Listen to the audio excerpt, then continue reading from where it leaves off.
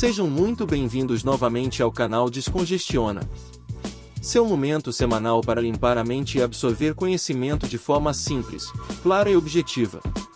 Aqui falamos sobre história, finanças, conhecimentos gerais, e todo tipo de conteúdo que possa contribuir para melhorar sua visão de mundo. Então, descongestiona sua mente, e vem conosco para aprender de forma prazerosa. E já aproveita para deixar seu gostei, se inscrever no canal, e ativar o sininho. Hoje vamos começar com o primeiro vídeo da série, 20 inovações que mudaram a humanidade. Nesse primeiro vídeo, vamos falar sobre o banco. Em uma rua de Londres chamada Fleet, há um arco de pedra, que qualquer um pode atravessar e fazer uma viagem no tempo. Passado esse arco, em uma área tranquila de um pátio interior, ergue-se uma estranha capela circular, e junto a ela, uma estátua de dois reis compartilhando um cavalo. Essa capela foi consagrada em 1185 como a Casa de Londres dos Cavaleiros Templários. Mas a Igreja do Templo não é apenas um importante lugar arquitetônico, histórico e religioso. É também o primeiro banco de Londres.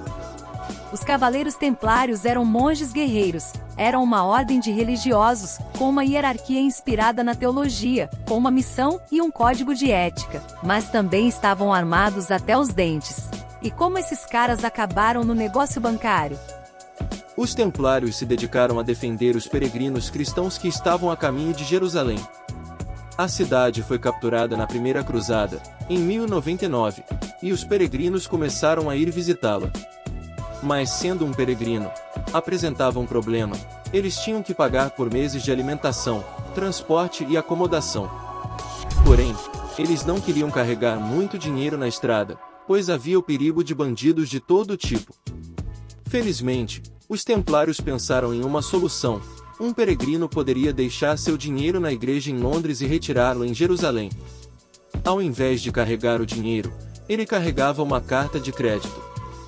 Os Cavaleiros Templários criaram assim a União Ocidental das Cruzadas. Ainda hoje não sabemos exatamente como faziam os Templários para que o sistema funcionasse e estivesse protegido contra fraudes. Se especula que houve algum código secreto que ajudava na verificação do documento e da identidade do peregrino. Só podemos especular. Mas este não é o único mistério que envolve os Templários, uma organização tão cheia de lendas que já rendeu mitos, contos, filmes e todo tipo de histórias. Os Templários não foram a primeira organização no mundo a prestar este serviço. Vários séculos antes, na dinastia Tang da China, se usou o chamado Feiqia, o dinheiro voador, que consistia em um documento dividido em duas partes, que permitiam aos comerciantes depositar lucros em um escritório regional e depois recuperá-los na capital. Mas este sistema era controlado pelo governo. Sendo assim, os Templários estavam muito mais perto de um modelo de um banco privado, embora fosse de propriedade do Papa, um aliado dos reis e príncipes de toda a Europa, e era dirigido por uma sociedade de monges que fizeram voto de pobreza. Os Cavaleiros Templários fizeram muito mais que simplesmente transferir dinheiro de longa distância. Eles também ofereceram uma série de serviços financeiros, semelhante ao que temos agora. Por exemplo, se quiséssemos comprar uma bela ilha na costa oeste da França, algo que fez o rei Henrique III da Inglaterra no século XIII com a ilha de Oléron, a noroeste de Bordeaux, os Templários poderiam interceder no acordo.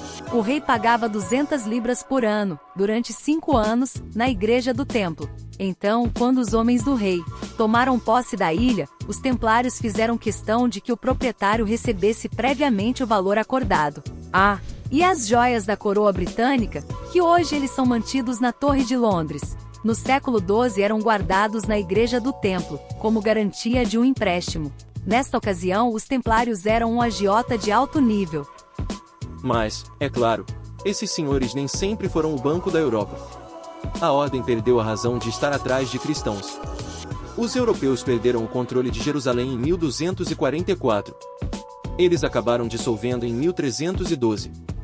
Quem então preencheu esse vácuo bancário? Na Grande Feira de Lyon de 1555, havia um comerciante italiano que assinava e distribuía muitos papéis a muita gente. Mas como? Ele não comprou nada e não tinha nada para vender. O que estaria fazendo? Tudo o que ele possuía era uma escrivaninha e um tinteiro. E ali se sentou, dia após dia, recebendo outros comerciantes e assinando folhas de papel, e de alguma maneira, ficando rico. Poucos entendiam o que ele fazia. No entanto, para a nova elite internacional dos grandes comércios europeus, as atividades deste italiano eram perfeitamente legítimas. E desempenhavam um papel importante. Ele comprava e vendia dívidas. Ao mesmo tempo, isso criou um enorme valor econômico. Veja como seu sistema funcionava. Um comerciante de Lyon que queria comprar, por exemplo, lã florentina, poderia tomar emprestado o que se chamava de letra de câmbio. A letra de câmbio foi a nota de crédito, ou nota promissória. Esta nota promissória não foi listada como uma libra francesa ou florentino. O seu valor era expresso em uma moeda própria. Com isso se criou a rede internacional de banqueiros. E se o comerciante de Lyon viajasse para Florença, ou enviasse um agente para lá, a letra de câmbio do banqueiro de Lyon seria reconhecido pelos banqueiros de Florença e trocadas voluntariamente por seu valor na moeda de uso. Por meio dessa rede de banqueiros, então, um comerciante local poderia trocar não apenas moedas, mas também sua solvência em Lyon por sua solvência em Florença, uma cidade onde ninguém nunca tinha ouvido falar dele. Era um serviço muito valioso. Não surpreendentemente, o misterioso banqueiro era rico. Em poucos meses, agentes de sua rede se reuniram em grandes feiras como a de Lyon, reuniram seus livros contábeis, acertaram contas e anotaram as dívidas restantes. Era um sistema que compartilha muitos elementos com o sistema financeiro atual. Essa é a base para que hoje em dia, um australiano com cartão de crédito pode pagar em um supermercado em, digamos, Lyon, por que não? E sair com uma sacola cheia de produtos. O supermercado contacta o banco francês com o banco australiano e o banco australiano aprova o pagamento, convencido de que seu cliente é solvente. Mas essa rede de serviços bancários sempre teve um lado sombrio. Ao converter obrigações pessoais em dívidas negociáveis em todo o mundo, esses banqueiros medievais estavam criando sua própria moeda, que escapou do controle dos reis europeus.